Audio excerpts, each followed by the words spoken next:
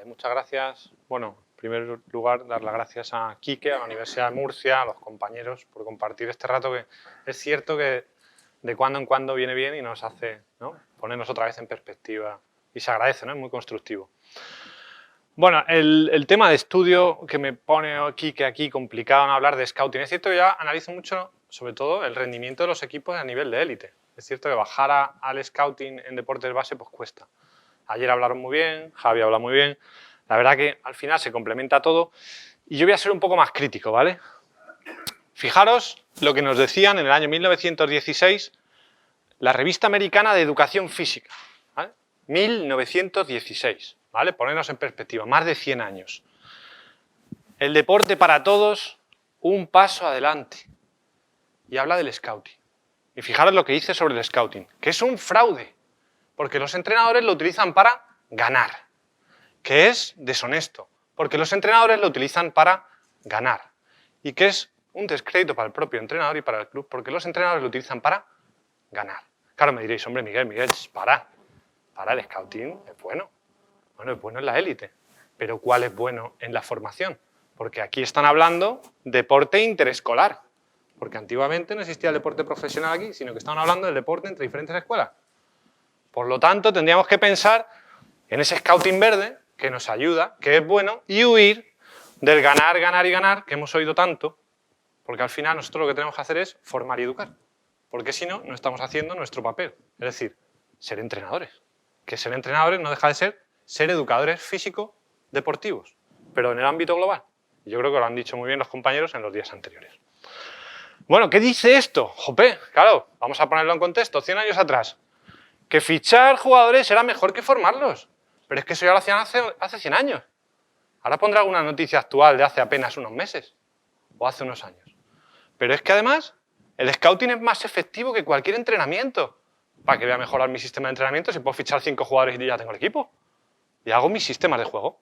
¿Pero para qué le voy a formar? Pero que no lo dice Miguel. Que lo están diciendo hace 100 años. Pero a veces parece que no hemos evolucionado. Entonces, mi crítica va hacia intentar evolucionar. ¿Cuál es la consecuencia? Los clubes que más dinero o recursos tienen son los mejores. ¿Qué pasa hoy en día? ¿Alguien me lo puede decir? Me voy al baloncesto. ¿Por qué el Estudiantes en Madrid son los mejores en Madrid? ¿Por qué el club X o X son los mejores en Madrid? Porque siguen repitiendo lo de hace 100 años. ¡Ojo, está bien! El artículo se titulaba Dar un paso adelante para que el deporte sea para todos, ¿eh?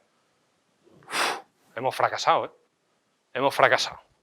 Primer aspecto de la transferencia de conocimiento, tengo que educar, tengo que formar. Ser mejor entrenador implica también ser mejor formador, porque no tengo que robar jugadores. Claro, venga Miguel, ¿qué es lo que hacían en aquella época que era tan moderno, novedoso? No, eran simplemente sistemas de scouting, de cómo anotaban los jugadores, se le otorgaba una puntuación para darles un rating a los jugadores. Ah, Miguel, pero eso es el más menos de hoy en día en las estadísticas de juego. Claro. Cuantificábamos para ponerle un número a cada jugador. A este le tengo que fichar, que este es bueno. Y me le llevo. Hombre, ¿estas planillas están bien? Claro. Para lo que quiero de mi jugador, para lo que quiero cuando hace algo el oponente. Están muy bien, son muy sencillitas. Ojo, 1940, ¿eh? 70 años ya. Pero seguimos repitiendo las mismas. No hemos dado un paso adelante, yo creo, ¿no? Vamos un paso hacia atrás. Este era el scouting en 1921, en baloncesto. Zona de tiro, situaciones de banda, situaciones de pase en corto, porque bueno, en aquella época pues, se permitía otro tipo de juego, no había la posesión actual, ¿no?, del límite de 24 segundos, y se jugaban posiciones mucho más largas. Conocer al oponente. Claro, entonces, ya desde antaño lo que tú querías era conocer al oponente para ganarle. Era lo ideal, para mejorar, y ficho al bueno, y ya le tengo. Y entonces me voy a la actualidad, uno de cada, no se ve del todo, uno de cada es una noticia sobre el tema del Barcelona, de cómo fichaban jugadores y cómo solo uno de cada 1.800 llegaba. Es duro. Así es el plan para robar futbolistas. La despiadada trastienda de la búsqueda y compraventa de futuras estrellas. Hace unos meses esta noticia, que no es de hace 100 años, que es de ahora. El repugnante tráfico de niños futbolistas y por qué afecta al Barcelona. Claro, nos estamos viendo a clubes de élite, los que decía el artículo anterior de hace 100 años, pero es que se reproduce lo mismo. Entonces, vamos a huir de eso, como muy bien decía Javi, y vamos a ubicarnos en el contexto en el que estamos. Quiero formar jugadores, quiero educar a los jugadores y quiero que sean mejores jugadores. Ese es el objetivo. Así que todo esto yo lo tacharía. Yo iría de ese enfoque que no nos sirve a nosotros como entrenadores de base. ¿Vale? Esa sería la perspectiva que yo pondría, ¿no? En Guipúzcoa, pues esta noticia a mí me encanta. Lo que quieren es que los niños tengan un recorrido pedagógico y formativo tranquilo, sin la presión de los resultados. Es decir, ya hay federaciones que empiezan a proponer que no se permita ese tipo de mercadeo, y perdonad la expresión, de jugadores, que son niños. Vamos, yo a mi hija jamás, y lleva jugando desde alevines a baloncesto, la he permitido que entrase en ese juego ni con un entrenador que pensase así. Pero yo como padre. Pero claro, hay otros padres que tienen otra perspectiva. Vosotros como entrenadores tenéis que estar un paso atrás y velar por ellos. Velar por ellos, entendiendo el contexto, ¿eh? También se entiende que a veces es difícil y lógicamente hay que hacerlo así. ¿Qué es lo que quiere la Diputación de Guipúzcoa? Pues que haya una relación de ascenso-descenso, que se gane en el juego, en lo que se le ha enseñado a esos jugadores, en qué han aprendido y cómo lo demuestran en los partidos. Pero no porque ficha jugadores y tenga un mejor equipo, porque entonces he desvirtuado, como bien dicen ellos, la competición. He roto el sistema. Ahora, decirme en qué provincia de España o en qué comunidad autónoma de España esto no existe. Solo aquí, que yo conozco. No lo conozco en ningún sitio más. Complicado. Se ha producido esa situación que desvirtúa la competición. Y aquí viene la dicotomía. Antes la decía Javier, ayer se habló bastante. A ver, ¿estamos aquí en el alto rendimiento? Sí, muy bien. No niego nada. El scouting a saco. Análisis del rival, del equipo propio, pero a muerte. A muerte. Y al oponente le desgrano hasta el último milímetro cómo ataca, cómo defiende, qué sistemas tiene, y entonces tendré una ventaja sobre él. Pero yo no me voy a posicionar ahí, me tengo que posicionar en el ladito verde. Que si el entrenador le tiene que atar los cordones, le ata los cordones. Porque lo primero que tiene que hacer es analizar el error de sus jugadores de manera personalizada e individualizada. Esa es la primera premisa. Porque si el jugador no mejora, es porque yo no le estoy haciendo mejorar. Y entonces estoy fracasando en mi función como profesor o, en este caso, educador físico-deportivo. Análisis personalizado, luego analizar el equipo, porque no puedo olvidar que estamos hablando, en este caso, de deporte de equipo, y también de esos contextos, porque claro, yo no me olvido que es cada domingo, cada sábado juegan, y hay circunstancias que también tengo que entrenar, pero de mi propio equipo. Y al oponente solo le analizaré en el alto rendimiento. Ojo, ¿esto qué indica? Que en la competición de alto nivel yo me centro en el partido y en ambos equipos, pero en el mío, situaciones de entrenamiento y equipo solamente en mi equipo. Claro, ¿qué objetivo me planteo? A corto, a medio y a largo plazo. Claro, a largo plazo, ¿qué es lo que quiero yo de mis jugadores? Hombre, que mejoren, ¿no? Durante todo el año en distintos aspectos técnicos, tácticos, tema de valores, tema de emociones que hablaba ayer David. Claro, un desarrollo integral de ese jugador, ¿qué es lo que necesita? Y si encima mejoro que sea en otro aspecto, estupendo. A corto y medio plazo puedo manejarlo de distinta manera, sobre todo en errores que se puedan producir en partido y que los quiera evitar. Ese sería el scouting inicial. ¿Qué es lo que pasa? Que la mayoría de entrenadores no vemos la realidad de lo que ocurre. En este estudio analizaron mediante vídeo y la conducta de los entrenadores, la observación de los entrenadores, estas conductas de los jugadores, ¿vale? Los tackles, los dribbling, pase en corto, pase en largo, los tiros y situaciones de remate de cabeza. ¿Qué es lo que ocurre? Que los entrenadores apenas veían las situaciones que hacían los jugadores. ¿Sabéis cuál era la única acción que los entrenadores veían de manera sistemática igual que la observación sistemática? Los tiros. ¿Por qué? Porque es una acción terminal. El entrenador no prestaba atención a ninguna acción previa hasta que se producía el tiro. ¿Qué ocurría si Manolito había metido el gol? Que el bueno era Manolito. Claro, pero es que si Pedro o David habían hecho todo lo previo, recuperación de balón, habían tomado decisiones, habían resuelto la situación y le habían dado el pase, para ese entrenador no vale. Pero claro, es que esto se reproduce igual cuando las acciones son exitosas y aumenta aún más, porque el valor sube al 78 cuando quiera al 75, es decir, el entrenador se focaliza solo con una, digamos, implicación mayor cuando hay éxito. Es decir, ese tiro ha sido bueno. El tiro libre que lo metió David nos hizo ganar. Claro, porque era el más exitoso. Entonces tenemos que huir un poco de eso y mirar también las acciones no exitosas, que son las que nos llevan a enriquecer el qué puedo mejorar en mis jugadores. Porque si no estoy dejando un vacío muy grande en cosas por mejorar. Es decir, me estoy dejando el saco tan lleno de piedras que yo, cuando llegue al partido, no seré capaz de que mejoren o que sepan responder a esas demandas.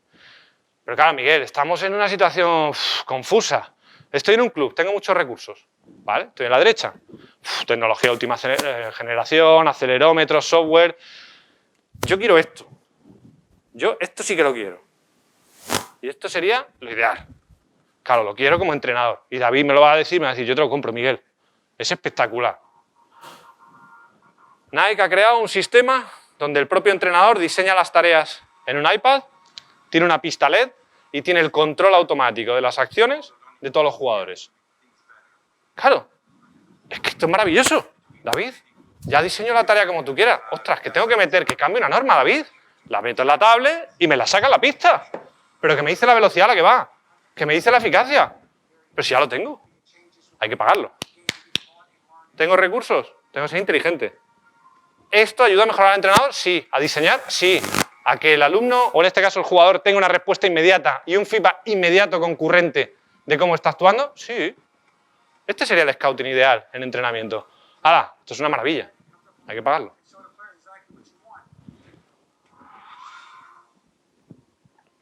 Es un espectáculo. También tiene hasta los acelerómetros. Nos mide hasta la carga física.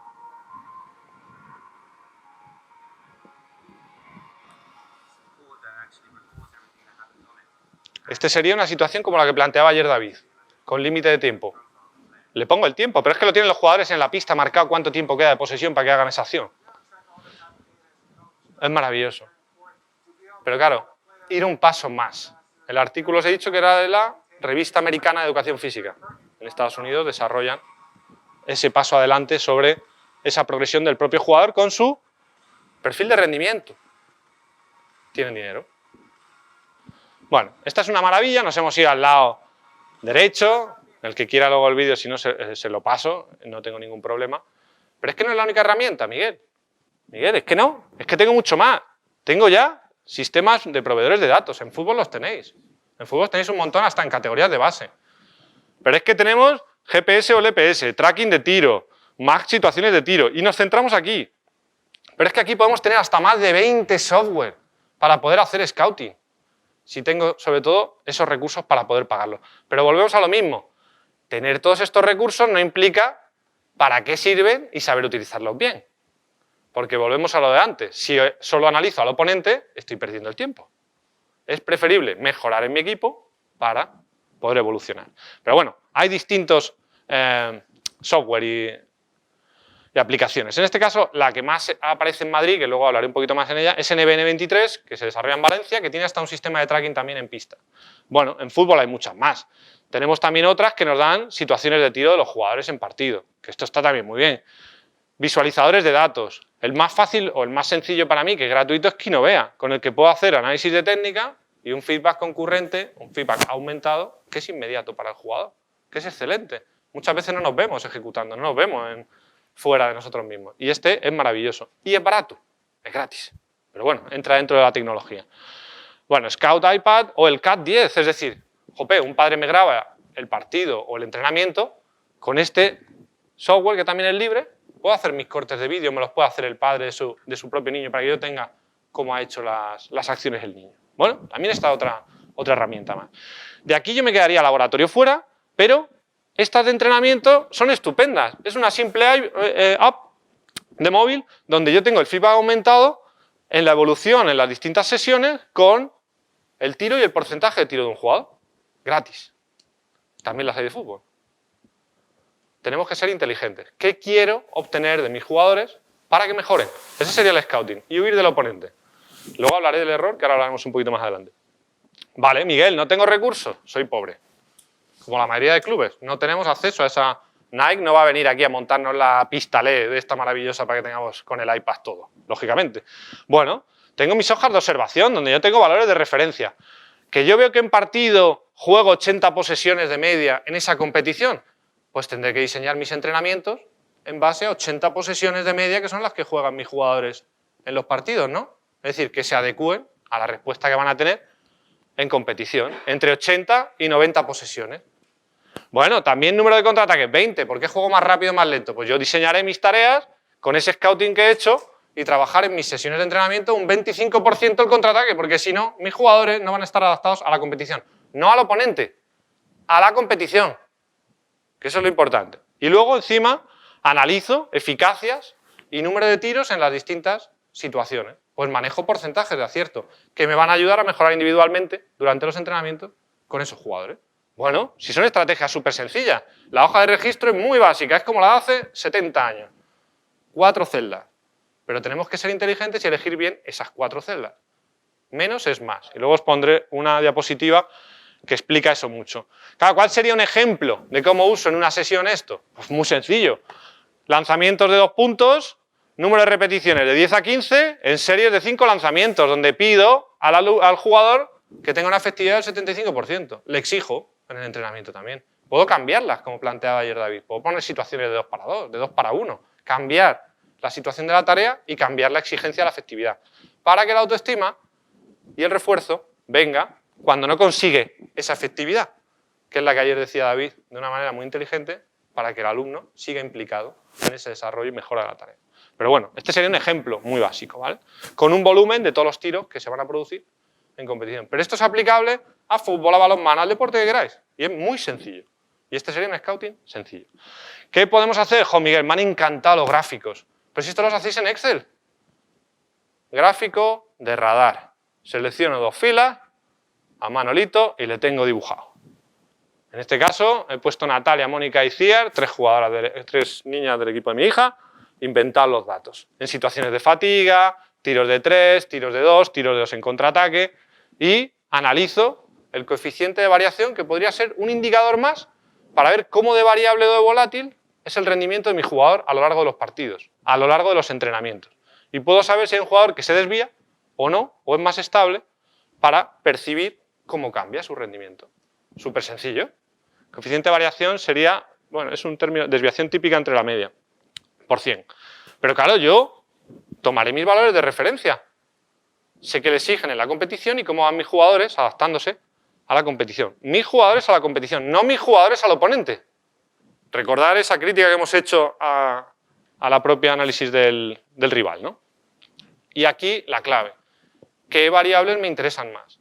Si alguno es de baloncesto y ha visto mucho minibásquet, ¿qué es lo que ha aumentado ahora? El tiro de 3 desde fuera de la zona. Es una aberración. Es una auténtica aberración. ¿Por qué permito que valga 3 puntos un tiro de lejos? ¿Por qué no un 1 contra 1 bien resuelto, David? Aquí eso tenía que haber 5 puntos. Pues a lo mejor yo tengo que darle valores diferentes a las acciones, independientemente del partido. Que ayer lo decía muy bien Luis. Y pongo en una pizarra mis 4 objetivos marcados con las variables que realmente interesan. Y entonces ese niño aprenderá un montón y yo estaré muy satisfecho de que el alumno haya entendido cuál es el propósito de esa tarea o de ese objetivo que le he marcado. ¿Vale? Eso sería brillante.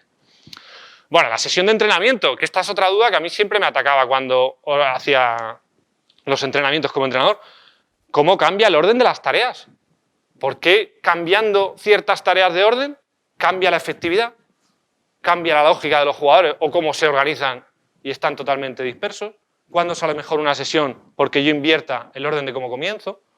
También tendríamos que analizarnos a nosotros mismos cómo ese aspecto está cambiando el aprendizaje de esos propios jugadores, que les condiciona y muchas veces tampoco lo analizamos. Y esto para mí sería también muy interesante. Claro, aquí estáis vosotros, ¿vale? Pero ¿qué es lo que quiero de los jugadores? Y ahora, lo más importante, ¿qué quiere este niño o esta niña de los entrenamientos? ¿Del equipo? ¿Del entrenador? ¿Qué espera de vosotros? ¿Y qué es lo que más le gusta de los entrenamientos? ¿Se lo habéis preguntado? ¿O solo le exigimos? Porque si no, las emociones las hemos roto. Entonces, vosotros aquí, el scouting más relevante, personalizado a cada jugador. Y ayer di un ejemplo, David, que fue estupendo. El niño que no le miraba. ¿Por qué no le miraba? Porque estaba acostumbrado a que no hubiera ese trato tan humano, tan cercano, o en este caso personalizado de lo que necesita, de lo que necesita. Y en este caso el niño no va a jugar al fútbol por muchos motivos. Si no lo sé, le desconozco. No sé quién es mi jugador. Y eso sería otra parte importante entre los scouting. Mentalidad abierta. Un error diferente cada vez.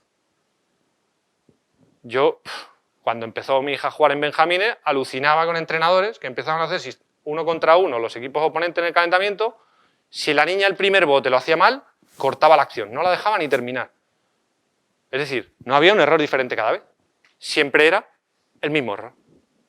Claro, pero nosotros tenemos que ser entrenadores que no hagamos eso, que le permitamos tener errores diferentes para que mejore. Y ese será el scouting que para mí será más importante. Yo pongo como ejemplo en mis clases en la universidad siempre este ejemplo, me hace mucha gracia.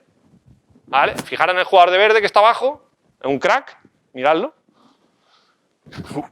Casi me caigo yo, miradlo, miradlo como el balón, ahí se va. Miradlo otra vez, ahí se va. Pero, ¿podéis verlo una tercera vez? Ahí, Claro. Sí, la risa es nuestra. Pero ¿qué le ha faltado a él en los entrenamientos? ¿O cómo le puedo hacer yo mejorar? Para que no tenga, ¿no?, ese fallo perceptivo o decisional o de atención de la situación. Ojo, a nivel micro, a nivel meso y a nivel macro. En el 1 contra 1, en el 2 contra 1 o 2 contra 2 o más grande. Dependerá de vuestro contexto, si son más chiquititos, lógicamente.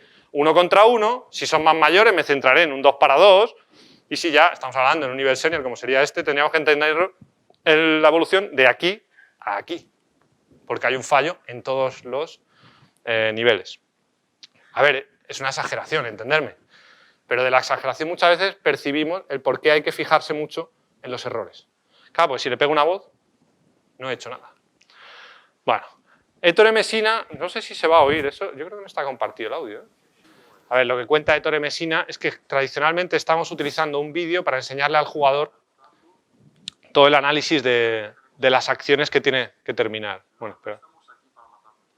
Es decir, no estamos aquí para criticarle con un vídeo, para decirle cuáles son los fallos de una manera crítica, sino tenemos que, un poco la imagen anterior que os he puesto, permitirle que el error sea variable, que cambie de una vez a otra. Al final nosotros estamos para formarle en este proceso. No tiene que ser una situación tensa en la que el propio vídeo le machaque al jugador. Pero muchas veces lo usamos en ese sentido y estaríamos fallando, ¿no? Entonces, en este caso, Ettore Messina va un poco a esa crítica hacia el uso que se hace del scouting tan individualizado y a veces tan crítico, ¿vale? De todas formas, si luego alguien quiere el vídeo, yo se lo puedo pasar. Bueno, ¿qué ocurre? Hombre, si nos vamos a la psicología, ¿verdad, Aurelio? Pues yo creo que Vygotsky nos lo dijo muy fácil. La zona de desarrollo próximo. Yo como entrenador tengo que saber hasta dónde puede llegar ese jugador, a qué nivel o exigencia de la tarea le puedo pedir. Pero siempre tengo que estar manejando cuál es su nivel real, lo que veo en su día a día, y hasta dónde puede llegar. Pero no pedirle tareas de más, donde a lo mejor se bloquea, no es capaz de terminarla, entra en una frustración y se va cabreado, ya le perdió en el entrenamiento. Por lo tanto, mi papel es fundamental. Y esa visión o visualización de las acciones es maravillosa. El ciclo de acción, de percepción-acción que decían ayer, integrado, lógicamente, individualizado, y del entorno, condiciona la respuesta individual de cada jugador. Porque ahora me vais a decir, no, es que Jordi Alba es lateral, por eso se va por el pasillo. No. Aquí cada uno responde como quiere. Y esto es un contexto totalmente diferente al juego. Vosotros tenéis que pensar que cada jugador vuestro responde de manera totalmente diferente. Totalmente diferente. Y tenéis que entenderles. Y si no les entendemos o no les analizamos durante el propio entrenamiento del partido, pues estamos perdiendo un montón de información útil. Información útil. Esa sería la clave. Bueno, aquí me gusta poner el vídeo de Fernando Rivas, que es uno de los entrenadores que tuvo mi hija, y hacía muy bien. Porque los vídeos de scouting que hacía de técnica individual de los jugadores o de las jugadoras venían con tareas en las que buscaba mejorar esas habilidades, pero con un feedback insertado en el propio vídeo para la jugadora y para el padre. Porque ¿qué es lo que estáis acostumbrados? A que en un partido el padre hable ¿de qué? De cosas que no tienen sentido. Pero ¿y si se lo doy en un clip de vídeo donde viene la clave de lo que tiene que mejorar su hija o su hijo? Pues le estamos dando lo que necesita. Y le estamos quitando de una crítica que no tiene que hacer. En el sentido de que nos da la información clave. El bote, ahí tenemos a mi hija, caras del balón. Pues mi hija es una sinvergüenza, es decir, se le va. Claro, pero ¿qué? ¿Te viene todo muy bien? Marta, bote en el centro, amplitud para separar el bote. Claro, es que esta información, en 2 minutos, me ha sintetizado un entrenamiento de 3 días. En 2 minutos, 3 días. Con la información clave. Hombre, pues yo creo que esto es maravilloso. Ahora, Entrenadores que hagan esto, pocos. ¿A cuántos os sugeriría que intentaseis comenzar, ojo, comenzar a implementar esto? A todos. ¿Sería brillante? No, sería maravilloso. Vuestros padres os lo agradecerán, vuestros alumnos os lo agradecerán. Esta implementación sería algo excelente. Paso un poquito del bote porque hay una parte ahora de... con el tiro, algo clásico, donde vienen los fallos y se ve que, pues, que mi hija cruza la mano, pero viene muy claro y ella se ve. Y cuando le dices que estás cruzando la mano, a lo mejor sigue repitiendo lo mismo, lo mismo, lo mismo. Hasta que no te ves, muchas veces no existe ese feedback aumentado, ¿vale? Bueno, paro un poquito esto y sigo. Yo creo que como ejemplo sirve un poco para contextualizar qué es lo que yo pediría, ¿no? Si hiciera mi scouting como entrenadora en formación. Y para mí este esquema es clave. Ayer ya lo comentaron. Yo tengo que establecer objetivos en el diseño de las tareas, pero sin perder la perspectiva de que estoy atacando, defendiendo, en superioridad o en inferioridad. Y si añado, como decía ayer David, limitaciones, ya sea la defensa o el ataque. Tengo que tener claro mi objetivo. Es decir, ¿en qué falla? ¿Cómo lo mejoro? ¿Vale? Y este esquema ordena un poco hacia dónde tengo que ir y dónde estaría. ¿Qué pasa que si estoy utilizando el 2 contra 2 más un comodín? Pues que estoy en ataque y en superioridad y esto me va a permitir una serie de aspectos a trabajar que a lo mejor en partido no los está resolviendo bien. Cuando no resuelven el 2 contra 2, bueno, pues eso es un comodín. Es decir, os estructura un poco la forma de trabajo. Y aquí también tendríamos que tener en cuenta la evolución. Este esquema a mí me gusta porque ordena bastante qué es lo que se tiene que trabajar. Cuando son chiquititos, la parte coordinativa es fundamental. Cuando son un poco más mayores, la parte de adaptabilidad del entrenamiento, variabilidad. Y cuando son ya más mayores todavía, ya me centro en el rendimiento y en la optimización del rendimiento. Es que yo no puedo ir antes de la competición a estar en el punto rojo con una intensidad de entrenamiento y un requerimiento en el partido tan alto si no he trabajado nada de coordinación que permita explorar. Lo tengo que hacer y fijaros la parte de adaptabilidad. ¿Cómo permitiría trabajar la variabilidad del movimiento, entrenamiento complejo en cuanto a situaciones tácticas, 3 contra 3, 4 contra 4, situaciones más complejas, y las del equipo, es decir, sistemas de juego. Pero todo va cambiando entre más o menos intensidad y nivel de representación con el juego. Ahora, hasta que no llegue aquí, yo no puedo hacer el 5 para 5 o el 11 para 11, porque no lo van a entender. No lo van a entender. Entonces tengo que trabajar mucho en esta parte, la azul y la verde. Sin olvidar el desarrollo integral del jugador. Claro, estas son las etapas, estos son los años. Es que tu hijo con 12 es muy lento, tu hijo con 12 años. ¿Ya? Pero ¿cuándo alcanzan el pico máximo de velocidad los jugadores? Con 14. Con 14. Pero el entrenador ya está diciendo que el niño es lento. Pero si tiene 12. ¿Sabéis las etapas de desarrollo de los jugadores? ¿Sabéis los aspectos que hay que trabajar? ¿También os los evaluáis? Esa sería otra parte del scouting. Si no sé interpretar en qué contexto está mi jugador o en qué etapa está mi jugador, también estoy fallando yo a la hora de evaluarle. Que el scouting, no nos olvidemos, es una evaluación del jugador. También tengo que saber lo que tengo que trabajar. Ayer ya se dijo, ¿no? El desarrollo de la educación física base, la motricidad, claro, eso es fundamental, está en negrito aquí, con chiquititos. Y juego no estructurado. Poca estructura en el juego, con el entrenamiento. Y hasta que no llegan a 12, 11, 12 años, no estructuro mucho más las sesiones de entrenamiento. Porque no están adaptados a ellas. ¿Sí? Y en chicas cambia, sobre todo la parte física. Tampoco las tenemos en cuenta. No voy a hablar de en qué afecta el ciclo menstrual o en qué afecta otro tipo de aspectos hormonales al rendimiento físico de las mujeres, pero está demostrado que cambia. Tampoco muchas veces lo tenemos en cuenta, ¿no? Y esto sería, pues, interesante también que lo tengáis en cuenta. Bueno, vale, Miguel, jope, venga, va bien la cosa, va bien. ¿Qué hacen las federaciones? Yo solo he encontrado dos. Esto es lo que hace la de Valencia, la Comunidad Valenciana, basándose en la ciencia, que es curioso porque cita varios artículos de Alberto Lorenzo y alguno mío, de cosas de ciencia, para aplicarlo. El esquema me gusta. Hay que analizar datos y estadísticas para dar un feedback, el cuerpo técnico toma decisiones, para reforzar lo que hacemos bien, estupendo, ya lo dijimos ayer, para corregir errores, estupendo, lo dijimos ayer, mejorar la técnica y la táctica, estupendo, y fijaros lo último, mejora del resultado deportivo. No, no, pero ¿dónde se ha perdido por el camino? No, David, hemos perdido algo. pero el término resultado deportivo, entiéndeme. Es decir, yo cuando lo veo digo, ya me... No, ahí fue un corte, ¿no? Claro, ves todo lo que tienes que anotar, pues es una pasada, ¿no? Eso ya es un scouting en condiciones. Ojo, habla mucho del equipo propio, que eso me parece pues una apuesta muy interesante. También plantea una situación alternativa donde pone, como muy bien decía antes Javi, los objetivos técnico-tácticos pre-partido, que ya los decía ayer Luis, y los objetivos actitudinales del partido. Mi pizarrita. Y eso es scouting, ¿eh? Que eso no nos lo estamos inventando. Esto lo propone una federación. Y luego, ¿qué es lo que nos dice? Que les hagamos cortes de vídeo. Os he dicho antes un software que hay, el CAT10. Bueno, pues le hago los cortes de vídeo que me interesen de esos objetivos. Fijaros qué difícil, ¿eh? Imaginaros que solo habéis puesto dos objetivos, alevines o benjamines, el 1 contra 1. Resolución del 1 contra 1, defensa del 1 contra 1. Los cortes de vídeo son sencillos. Saque de banda, saque de fondo, lo que queráis.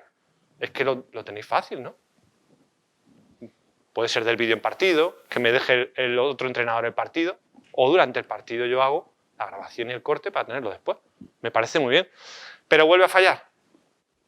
Nos pone el análisis otra vez del más menos, los indicadores estadísticos. Que no, que en pequeñitos no. Que en pequeñitos no me valen. O la contribución de cada jugador en puntos en cada partido. Tampoco me vale. ¿Qué quiero poner? ¿A Pepito por encima de Juan? Y ya que Pepito, ¿no?, se crezca, pero Juan se me hunde. O los padres a Pepito le aupan, pero al pobre Juan. O este que está muy bien, ver la evolución de media de minutos por partido. Y ahora os hago una pregunta, yo como padre, ¿eh?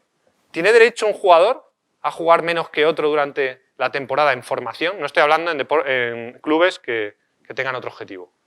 ¿Tiene derecho un jugador a jugar menos o mucho menos que otro jugador de su equipo aunque juegue peor? Yo como padre, ¿qué me diríais? Imaginaros que está Mónica, mi hija Mónica, y de repente aquí hay 4 picos aquí abajo. Apenas llega a jugar 6 minutos por partido. ¿Es justo? Salvo que haya otra situación, una conducta negativa, ¿no?, o alguna respuesta inadecuada, pues yo no lo entendería. Pero ocurre mucho. Y también sería otro indicador que tendríais que ver para mejorar vosotros como entrenadores. No dejar a ninguno de los niños fuera. Hay un libro maravilloso de Terry Orlick que se llama Every Kid Can Win. Todo niño puede ganar. Y muchas veces olvidamos eso. También lo ha dicho antes Javi con alguna de las referencias. Esta es la que tenemos en Madrid. Me harto a ver padres descargársela para comparar a su jugador o a su hijo con el otro y con el otro. Pues tu hijo solo ha jugado 5 minutos y ha metido un punto. No, pues el tuyo... Claro, pero eso es útil. Hombre, a algún entrenador le puede ser útil por tener datos, que eso está bien. Pero ahora, ¿cuánta cantidad de datos podéis tener si encima sacáis la de acciones si estáis en un Primera Nacional que ya da datos de partido? Infinidad. Y entonces llegáis a otro punto. Vale, Miguel nos ha dicho que poquito y justo. Pero lo que me dan las federaciones o me piden es mucho, mucho, mucho y luego los objetivos. Yo me quedaría con los objetivos. Porque si solo me quedo en esto, entramos en parálisis por análisis. Demasiados datos. No sé lo que hacer con ellos. No sé lo que hacer con ellos. Hay una escena que me encanta, me la recomendó Alberto Lorenzo y tiene mentor mío, y esta es maravillosa. Llegan los espartanos antes de las Termópilas y se juntan con el resto de griegos que iban a la batalla. ¡Qué sorpresa! Han llegado hasta aquí y fijaros el careto de los griegos que ven a los espartanos. Si solo sois un puñado de espartanos. Claro, sí, queríamos unirnos, tal.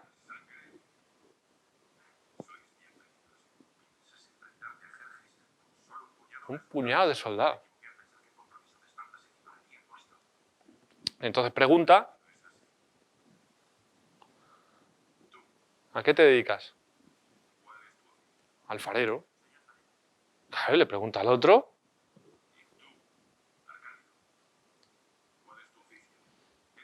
Escultor. Ah, qué bien. Herrero. ¿Qué son los espartanos?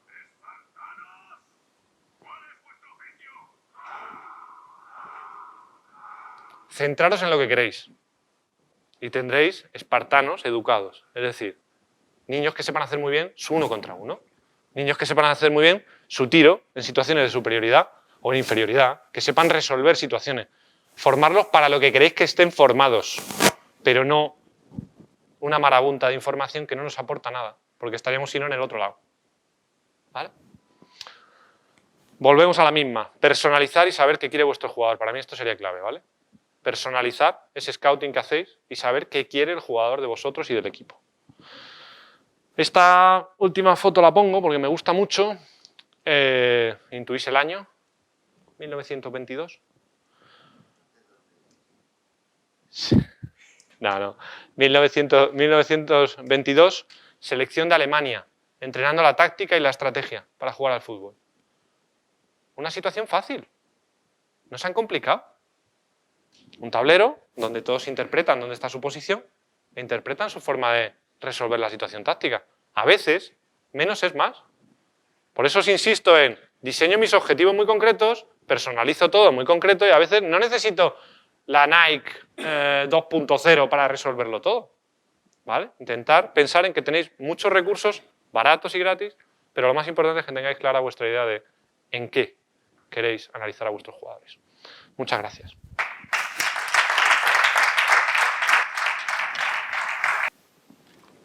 Miguel, a mí me has planteado muchas dudas, lo cual ya es de agradecer. Porque cualquier charla que te hace pensar o ya te ha aportado algo, ¿vale? Así que te doy las gracias. Pero no sé quién es el compañero que ha intervenido. ¿Puedes levantar la mano, por favor, que ha dicho algo del resultado? A mí me encantaría compartir una cosa contigo. A mí me parece que tienes una parte de razón.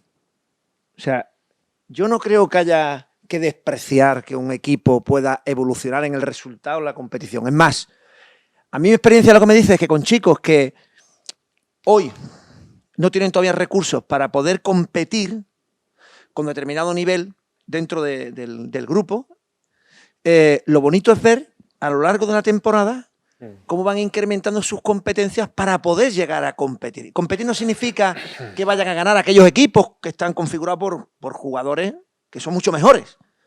Pero si en la primera mitad de la competición, primera vuelta, con esos equipos perdíamos por 50, a mí sí me preocupa que en la segunda vuelta perdamos por 30. Y yo sí estoy valorando el resultado. Sí, no, pero yo no desprecio el resultado. Yo ya sé, yo ya te conozco a ti. No sé si él te conoce por si acaso, o ha entendido lo que tú le has dicho. Entonces, a mí claro que me importa, porque es que yo, además de educar, ahora yo con esto hemos hablado mucho de esto. En el alto nivel, estás educando valores de la persona que en otros contextos de la vida no se van a poder desarrollar tanto como en ese contexto. En el deporte formativo, pues yo entiendo que había dicho, levantar, ¿no? Todos esos valores, que tienen que ir cambiando, efectivamente. Niños de minibásquet o niños de pequeñitos jugando a fútbol sala, tal. Tendremos que tener otras prioridades. Pero cuando tú estás educando para que ellos aprendan a competir, las habilidades psicológicas necesarias para competir se cultivan cuando compites. Y cuando compito, yo tengo que aprender a dar lo mejor de mí mismo. Yo estoy centrado, no que tú ganes o pierdas, estoy centrado en que tú mejores. Pero parte de mi mejora la puedo contrastar también en si somos capaces de competir mejor. Si hacíamos 10 contraataques, decía Miguel, a lo mejor ahora somos capaces de hacer 20. Si perdíamos por 30, pues a lo mejor perdemos por 10. Y créeme, yo tengo mi experiencia de me dice después de muchos años, es que los chicos que contrastan, que a lo largo de la competición crecen, a lo mejor no llegan a ganar los partidos que otros, pero pueden ser muy felices. Increíblemente felices, porque al final la cuestión está en el reto. ¿Dónde podrá entrar el reto, Javi? ¿En la mejor persona o en ganar a costa de cualquier cosa? Pero si no va a poder ganar, son 10 veces mejor que nosotros. Pero podemos buscar indicios de que hemos mejorado en todos los ámbitos. ¿El qué? El entrenador y el entrenador. Imprescindible. Para mí es que es la clave. Es que será importante diseñar buenas tareas de lo que tienes que sí, pero que no haya un entrenador que esto lo entienda. Y lo van a entender. Lo van a entender. Efectivamente. al final me ha gustado mucho el matiz de este vídeo con el feedback para mi hija, pero es que nuestra incidencia va a ser 1, 2, 3, las 6 horas de la semana. La de los padres va a ser normalmente, esperemos que mucho más duradera y puede incluso tener más peso. En algunos casos sí, en algunos casos no. Y ahí la otra, y que siempre nos cuestionamos aquí, que somos muy exigentes en la competición desde las etapas tempranas. La competición sí, con clasificación, con reglas, con esa exigencia, o quitamos la competición y en esas edades tempranas que no exista la competición. La federación Reglada, con clasificaciones, tal. Bueno, sobre una base de que regladas y clasificaciones, pero es que estamos quitando un aliciente de motivación extrínseca que queramos o no, desde que somos muy pequeños, los niños, los padres, lo tenemos. Y que compitamos también en esas edades tempranas aquí en España hace que se desarrolle el talento en cierta medida como se está desarrollando. Entonces es cómo saco lo bueno de la competición sin quitar todo lo malo que tiene. Y ahí volvemos a lo mismo. Formar entrenadores y que los entrenadores sean capaces de formar a los padres y que todo el mensaje de alguna forma pues sea coherente. O sea, que probablemente el problema no sea la competición, sino el enfoque que nosotros queramos dar a la competición como entrenadores. Estoy seguro que si hubiéramos integrado todo lo que Javi nos ha intentado trasladar, pues conseguiríamos una competición tremendamente pedagógica.